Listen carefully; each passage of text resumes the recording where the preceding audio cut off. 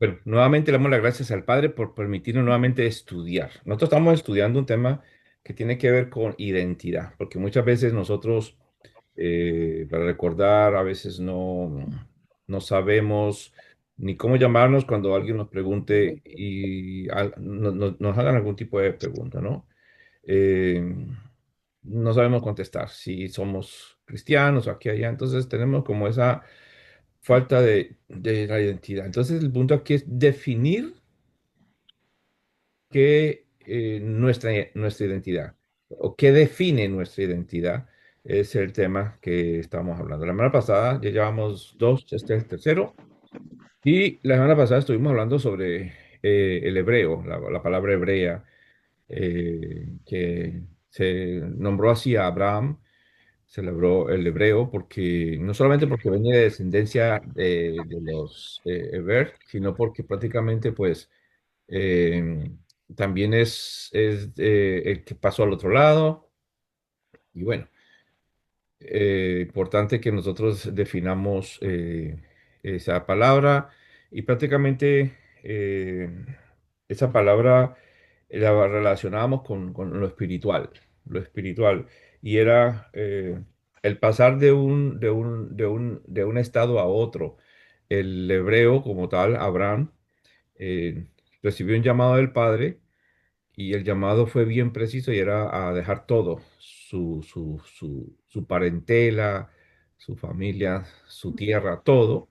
Y pronto sabíamos que ese cambio que iba a hacer él era como pasar de las tinieblas a la luz.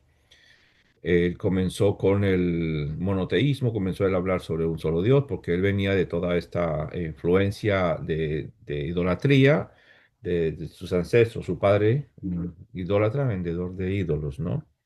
Entonces, esto de hebreo lo relacionamos más que todo es con este concepto de usted moverse de un lado al otro. De igual manera, nosotros de una manera u otra hemos sido llamados de las tinieblas a la luz. Hemos sido llamados a buscar la manera de agradar a nuestro Padre con nuestra manera de vivir. Hemos sido llamados de las tinieblas a la luz. Entonces, después hablamos un rato, y sería bueno que usted escuche el video pasado para no hablar mucho de él, pero hubieron tres personas que se le nombró hebreos, y uno de esos fue José, a José el que estuvo el hijo de Jacob, y también a Moisés. A Moisés también se le llamó de igual manera hebreo.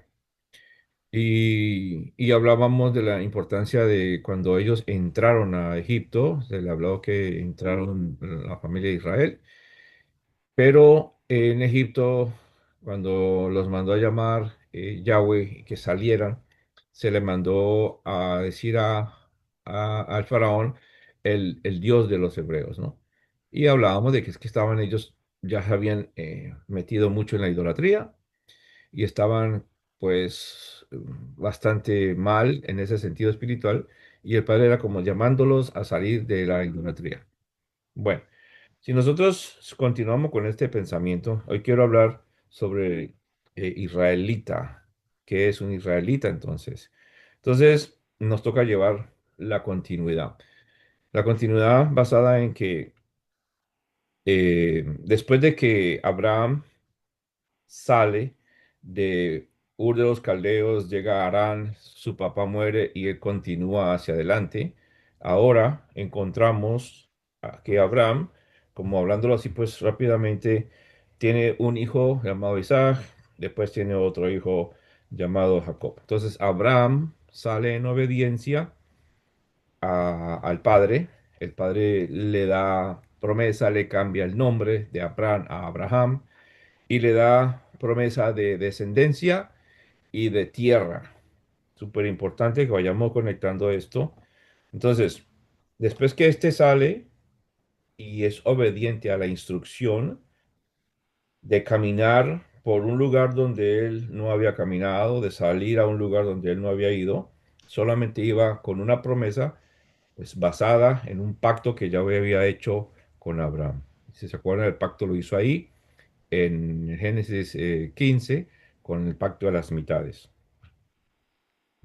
Entonces, de esa manera comenzamos nosotros a conocer la la descendencia. En estudios que hemos hecho, realizado anteriormente, sabemos que es el papá de Isaac. E Isaac tiene a Jacob. Y es aquí en Jacob donde todo cambia. Todo cambia. Y ahí, en ese lugar, cuando vemos nosotros en Génesis 32:28, usted lo puede ir a mirar después más adelante, es la parte donde Jacob tiene la lucha con el ángel y después de esta lucha se le cambia el nombre a Israel. Vuelve y lo confirma en el libro de Bereshit o Génesis 35:10. Elohim le confirma el cambio de nombre.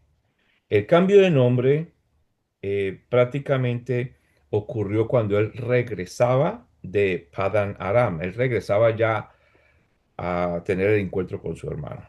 Este nombre, cuando se le da a Jacob, es como una transformación y lleva en sí el nombre un propósito. En esta nueva relación con Elohim, ahora de pasar de ser eh, Jacob a ser Israel, porque ahora Israel significa el que prevalece. Entonces, es a partir de este momento que se le comienza a llamar a Israel, a Jacob, a Israel, y de aquí se le comienza a llamar a Israel como tal. ¿Qué representa este cambio? Esto entonces no solamente el cambio de un nombre, sino que ahora le da una responsabilidad muy grande al pueblo. Los israelitas ya no son simplemente, y quiero que me escuchen bien, entendiendo el concepto hebreo que hablamos la semana anterior, los israelitas ya no son simplemente hebreos, o sea, el que pasa al otro lado, tanto en lo físico como en lo espiritual, porque es que no existe una constitución, un pueblo como tal hebreo, como lo que sigue es una nación de Israel. Ahora, en Israel, entonces, ya dejamos de ser un forastero espiritual, ese hebreo que andaba, que hizo un cambio, hizo una decisión de cambio, pero continuó caminando como un forastero. Ahora ya en su nieto Israel, ya como un forastero espiritual, deja prácticamente eso y ahora Israel va a vivir porque ya tiene una identidad, pero no una identidad individual, sino una identidad colectiva. ¿Eh? Uy, yo creo que va colocando cuidado a estas palabras. No solamente tiene una identidad colectiva, sino que también tiene una historia que comienza a edificar. Y desde Abraham, cuando se le dio la promesa a Abraham, se le dio pues prácticamente una promesa de descendencia y tierra. Entonces, en Jacob, que ahora es Israel, va a obtener esa promesa que se le dio a Abraham. Porque Abraham solamente tuvo a Isaac, tuvo otros hijos, pero Isaac era el de la promesa. Vemos desarrollado el potencial de descendencia en Jacob, su nieto. ¿Ok? Entonces, diríamos que todo esto está pasando de un plano individual a algo colectivo, a algo nacional. ¿Qué? Está pasando todo, la emuná y las promesas. Entonces, el nacimiento de las 12 tribus marca en este momento algo histórico.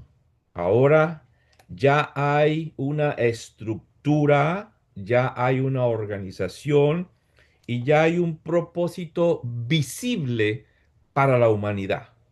¿Ok? Hay un propósito visible porque es en este grupo de que el Padre ha escogido, que ahora es Israel, donde es un ejemplo a las naciones. Ok, tenemos que entonces que recordar cómo sucede esto, porque Yahweh le dijo a Abraham que en el libro de Bereshit 12, del 2 al 3 dice que él va a ser de Abraham una gran nación. Esto nace ahora en un hombre que había decidido dejar su estilo de vida, en un hombre que ahora iba a caminar en fe. Ahora el padre le dijo a este hombre, haré de ti una gran nación. En el libro de Bereshit 15 o Génesis 15:5, él le da la promesa de que su descendencia iba a ser como las estrellas en los cielos. Su descendencia iba a ser demasiada. O sea, la descendencia que iba a ser demasiada era entonces esa gran nación que iba a levantar, no de el Abraham que estaba en Ur de los Caldeos, sino de el Abraham que caminó al otro lado, que es el hebreo. O sea, no nos podemos nosotros confundir. eh, Ser israelita no era simplemente pertenecer a una de las tribus. Ser israelita es llevar la herencia espiritual y dirigirnos a un destino ya profetizado a Abraham. Es que a Abraham se le dio la promesa y se le dio profecía de que su descendencia iba a ser grande y que esa descendencia, cuando usted lee en Génesis 15, dice que estaría esclava en una nación y que de allá iban a salir con riquezas. En el libro de Génesis 15 usted lo puede leer. Entonces vemos de que nace desde una promesa a Abraham y se va llevando en esa promesa al pueblo, se lo llevó a una nación que nosotros sabemos que es Egipto, después que están allí, porque ellos entran a Egipto por el hambre que había, ¿no? Esos son estudios que deberíamos de repasar, pero ahora ellos entran a ese lugar, ahora salen de Egipto de la esclavitud y el Padre los va moviendo al desierto, donde les entrega la Torá, y de ahí a la tierra prometida, ¿para qué? Para moldear el carácter de esta nación que está en formación. Mire que durante todo ese tiempo Yahweh incluyó milagros, manifestaciones de parte de él poderosas, se enfrentaron de igual manera, a pesar que vieron tantas cosas, se enfrentaron ellos a muchos conflictos internos, como desobediencia, rebelión, idolatría, ingratitud. Entonces, aquí nosotros podemos ver claramente que no todos, ojo, aquí en esto podemos ver claramente que no todos los descendientes de Israel conservaron ese modo de ser, o por decirlo así, ese espíritu hebreo. No todos. Conectado hebreo con lo que tenemos el concepto ahora que hebreo es el que se mueve de un lado para otro, no todos mantuvieron ese espíritu hebreo. Entonces, hoy día se piensa que israelita es sinónimo de judío. Por eso es que muchas personas cuando nos ven a nosotros rápidamente conectan con los Yahudim, con los judíos. Pues tenemos que ver de que las personas que no conocen esta historia, pues rápidamente nos pueden confundir, nos pueden decir que somos judíos. Nosotros no somos judíos. Hay que colocar cuidado porque no todo israelita es judío y esto confunde a todo el mundo. La próxima semana yo voy a hablar sobre qué es judío, pero hoy me interesa concentrarme en lo que es israelita, de dónde sale ese concepto y para dónde los quiero llevar a ustedes. El término israelita se refiere a los descendientes de Jacob y no solo a Yahudá.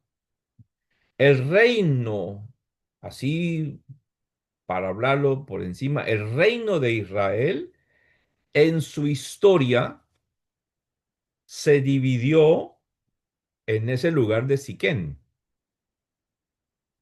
porque no querían someterse a los duros impuestos y las duras tareas que le iba a dar el hijo de Salomón, Roboán, que había fallecido.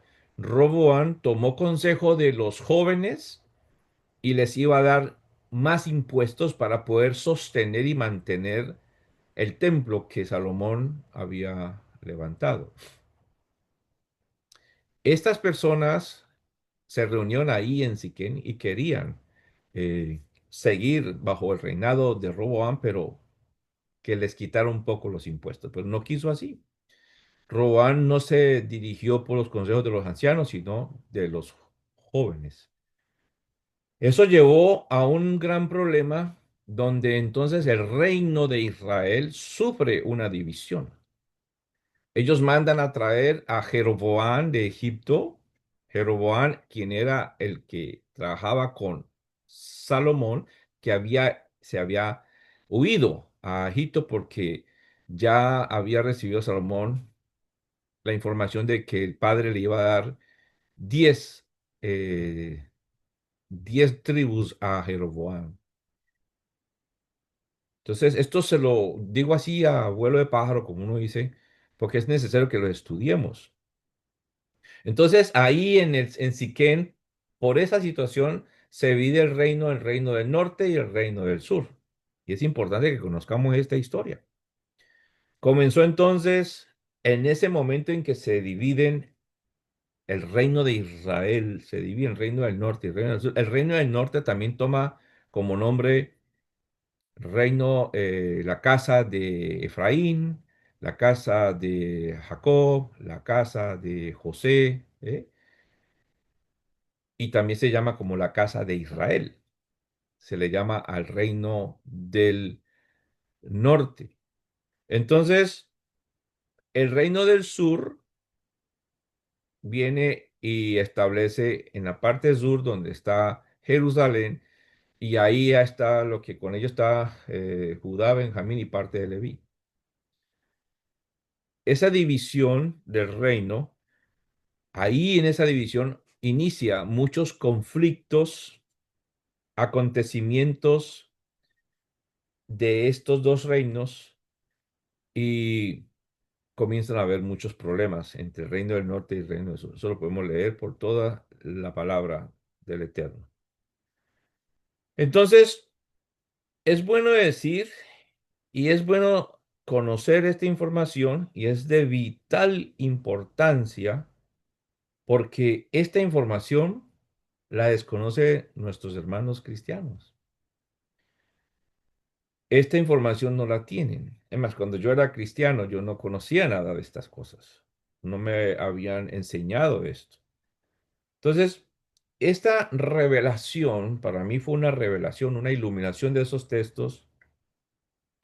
Como se mencionaba muy poco o nada, pues uno no conocía absolutamente nada. El reino del norte fue entonces, por causa del pecado de la idolatría, fue exiliado hacia las naciones por medio de Asiria en el 720, 723, por ahí, fueron exiliados. ¿Por qué? Porque Jeroboam trajo dos becerros de oro para adorar. El padre los divorció, se divorció de ellos y fueron exiliados a todas las partes del mundo. Lo que no pasó con el reino del sur. El reino del sur más adelante fue exiliado a Babilonia y 70 años después regresaron. Cuando nos fuimos nosotros, digo nosotros porque yo ya entiendo cuál es mi identidad, y estábamos regados por todo el lado, porque Asiria vino, fue el instrumento que ya utilizó para eh, llevarlos a todo lugar por la idolatría. Entonces, ahí ya perdieron su identidad, perdimos la identidad. No sabíamos de qué tribu éramos porque se revolvieron con todo el mundo. Tal vez perdimos la identidad, pero no la esencia, no la esencia espiritual. Entonces, yo entiendo que según los estudios y las informaciones que tenemos, muchos en el tiempo anterior, en el tiempo de Yeshua, muchos ya habían regresado, porque tenemos a varias personas que sabemos que eran de otras tribus, ¿no? Que habían regresado, pero no todos habían regresado. Entonces, como dicen muchos estudiosos, todavía hay muchas ovejas, que así se les llama, ovejas, que están todavía en las naciones. Por eso, Yeshua cuando vino, él vino a buscar a las ovejas perdidas o dispersas de la casa de Israel. Muchas de esas ovejas que no habían regresado, que habían perdido su identidad y ahora están regresando. La pregunta es, ¿será que nosotros llevamos esa herencia israelita en nuestro linaje? Nos podemos preguntar. Porque para muchos de nosotros sentimos una atracción a algún evento de nuestro pueblo yaudín. Un sonido de un chofar, una alabanza en hebreo, una alabanza que era de ellos, o cuando mirábamos a un yaudín sentíamos empatía por ellos. Hubo algo, una esencia dentro que nos conectaba con el pueblo. Tal vez en un tiempo en nuestra ignorancia éramos antisemitas. Fuimos creciendo y fuimos teniendo una conexión. ¿Por qué? Porque en el momento todo eso se lo debemos al Padre. Entonces, esa herencia espiritual la podemos llevar nosotros en nuestro linaje. Y de hecho muchas personas hacen su ADN y resulta que tienen mucho de nuestro pueblo. Ahora, la otra pregunta es, ¿seríamos capaces de llevar esa herencia israelita y ese espíritu de Israel, que significa el que lucha y no renuncia a la promesa? Imagínense que muchas personas leen en el tiempo de hoy textos como Juan 10 del 27 al 28, cuando dice que Yeshua vino, que Él es el buen pastor y Él vino a buscar las ovejas perdidas de la casa de Israel. Y no se dan cuenta que están hablando de seres humanos. Piensan piensan que es una analogía, que es una metáfora. No, sí, nosotros somos humanos, pero se nos ha llamado ovejas. Cuando se lee el libro, la parábola de la oveja perdida en Lucas 15, del 4 al 7, Yahweh no va a buscar ovejas como animales, está comparando una metáfora que esa oveja somos nosotros. Cuando vemos en el libro de Ezequiel, Ezequiel del 34, del 11 al 16, que él promete cuidar sus ovejas y promete guiarlas a buenos pastos y apriscos. Entonces, esta metáfora es muy usada a menudo y el mismo Isaías 53:6 dice, nos descarriamos como oveja, cada cual se apartó de su camino. Entonces, para conectar estos dos términos, hebreo e israelita, ya sabemos de dónde sale esto de Israel. Entonces, el hebreo es aquel que deja un estilo de vida, una parentela, una nación y se mueve a algo especial de parte del Padre en obediencia a una instrucción y caminando. caminando sobre una promesa dada desde un pacto. Y él decide caminar sin saber a dónde va. Esa caminada llegó un momento donde su descendencia se activa, entonces la promesa de la multitud de naciones, de serán una nación grande, la bendición o la promesa de que seremos como las estrellas, porque tanto a Abraham, a Isaac y a Jacob se le dio estrellas, dice que seremos como estrellas, al otro se le dijo como la arena del mar y al otro le dijo como el polvo de la tierra, refiriéndose a las naciones. Entonces, ahora los hebreos tienen una identidad israelita, pero no todo israelita es hebreo si lo conectamos de esta manera, porque es que hebreo en sí no es una etnia, hebreo en sí es el nombre que se le da a aquella persona que salta de un lugar de oscuridad a la luz, como lo que llamamos nosotros en santidad.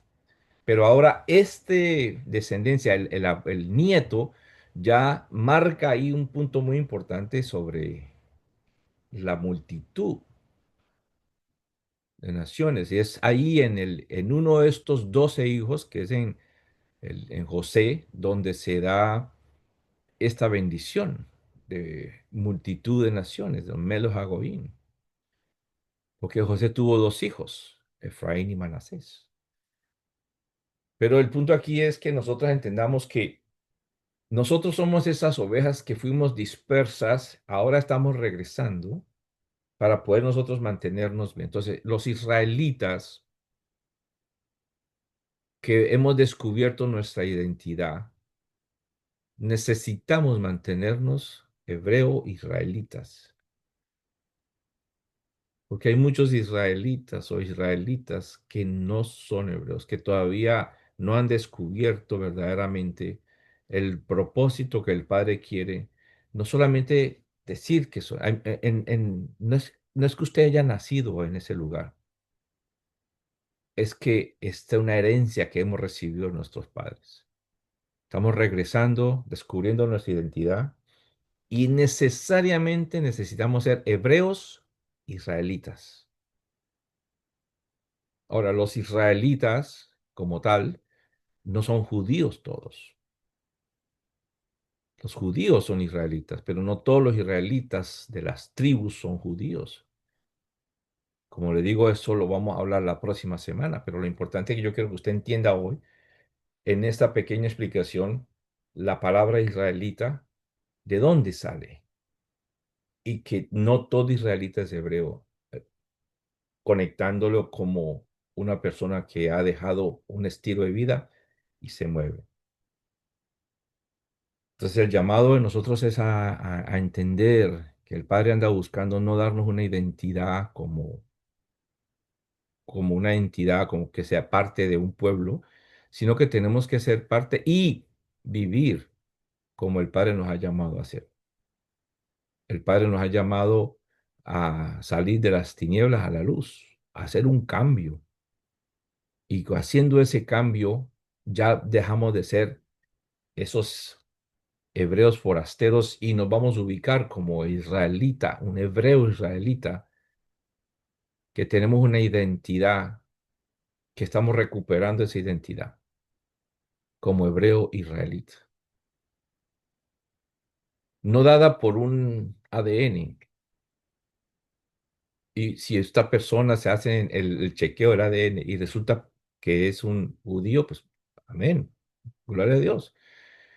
Pero es en Yeshua que nosotros verdaderamente adquirimos esta identidad que ha sido dada al pueblo por Abraham. Entonces ya textos como Gálatas vamos a tener más entendimiento.